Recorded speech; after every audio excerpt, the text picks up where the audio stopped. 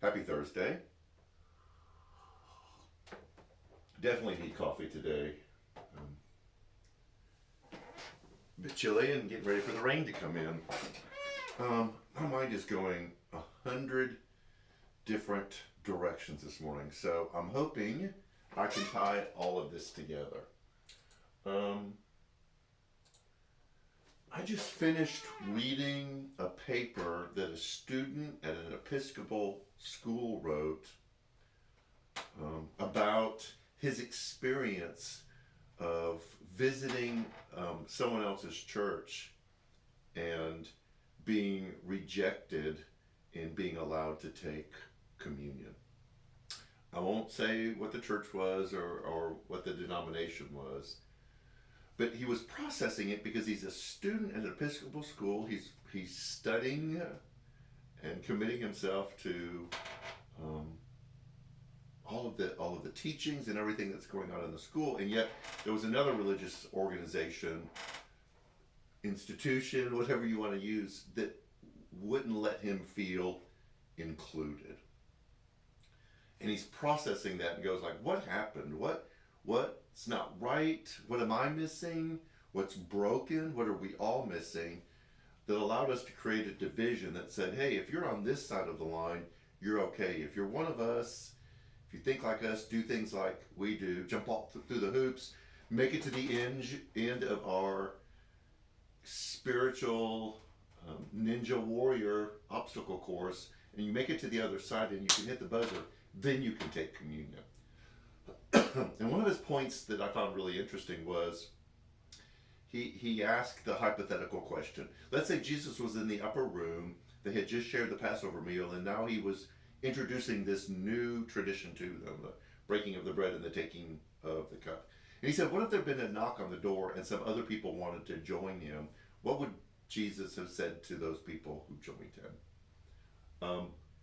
He never answered the question in the paper, but he gave a great thought experiment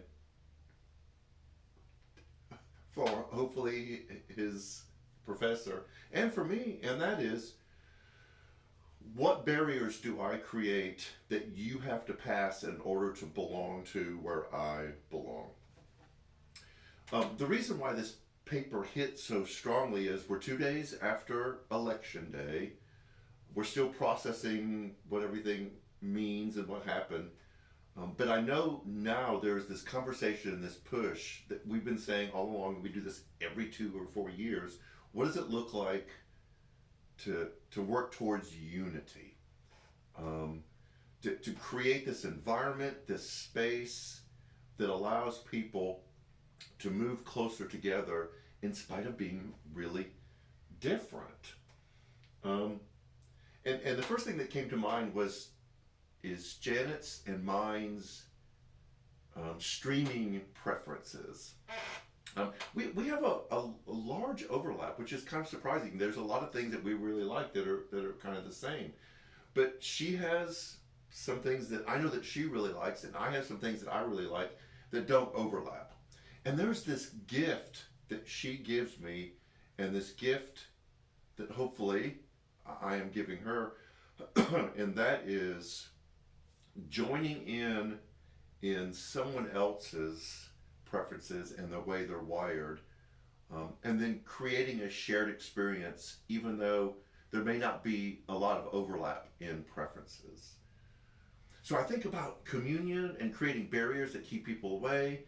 I think about Janet's and mine's viewing habits, that we watch almost everything together. In fact, when she was gone a lot, I watched a few things, and she's catching up by watching a few of those things. And what builds the ability to do that, and if anything destroys any kind of relationship, friendships, family, marriages, is this inability to create closeness in allowing the other person to be who they are. Proximity matters. The fact that Janet and I can do this is because we choose to do it together physically. And there are several things that point to that. One of them is every time that God wanted to give a message to someone, and the message would be difficult and it would be hard to swallow, is that God met that person where they was. He met Moses when he was out um, watching the sheep. He met Jacob where Jacob was running away and hiding. The angels met Mary in her humility. They met Joseph in his struggle.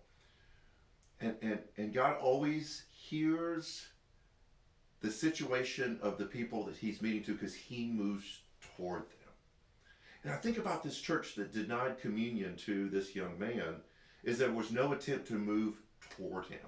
To say, hey, we know you have a different background. You may have different beliefs. You may have a different understanding. What does it look like to receive you into what we're doing and include you? So I think there's a lot of things that are going on here as we look to move forward after the election to not to unify, I don't like that word, to create oneness. And I think there's some questions that we have to answer. Do we have barriers that people have to get through in order for us to welcome them? Not love them, not accept them, but to welcome them and for them to feel welcome. Do they have to think like we do, vote like we do, believe like we do, look like we do, live like we do? Because we create barriers. I'm uncomfortable with people who are Trump supporters. I'm uncomfortable with people who are Biden supporters. I'm uncomfortable with people who are part of the LGBTQ community. I'm uncomfortable with people who aren't sure what gender they are. I'm uncomfortable with people who make more than I do. I'm uncomfortable with people who make less than I do. And what does it look like to move toward them in a way that feels welcoming? The reason why I'm struggling is this is really hard for churches to do. Obviously, in the story about communion, the church was unable to do that, and this person went away feeling rejected because they didn't pass muster. They weren't accepted. And for us at New Community Church, and really any body of people who come together as a community of faith, has to ask themselves, what do we value more? Is it unity that says you have to move toward us and become like us before we'll accept you? Or is it unity that says we're willing to move toward you and embrace and accept, not agree? We can welcome and embrace and accept without agreeing. We have to, because we do it with all the important people in our family. And so that is my heart for New Community Church as we move forward, is what does it look like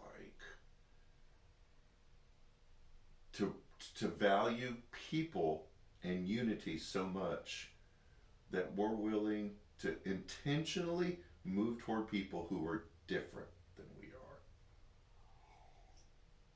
Which means we do that out in the real world, and then when people who come here who are different, there's not this litmus test that we put them to see if they're worthy of being a part of our group. I think the answer to the question is if people had knocked on the door when Jesus was in the upper room with the disciples, he would have welcomed them in. And I want us to be Jesus people, those kind of people. So, moving forward, that will be an emphasis that our church wants to continue to promote. So yes, anyone is welcome.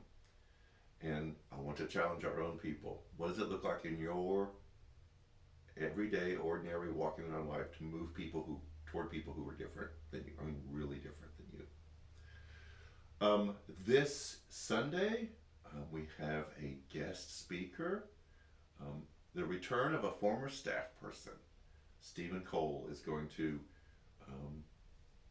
move us through this Time is Right series. I'm excited about it. I'm looking forward to hearing him. The giving tree is up. The food pantry will move one Sunday earlier. It'll be the third Sunday, so people will have food for Thanksgiving. Bell ringing. Sign-ups will emerge shortly. We have a lot going on. So, stay dry today and tomorrow. Stay warm. Have a great weekend. And let's move toward each other. Take care.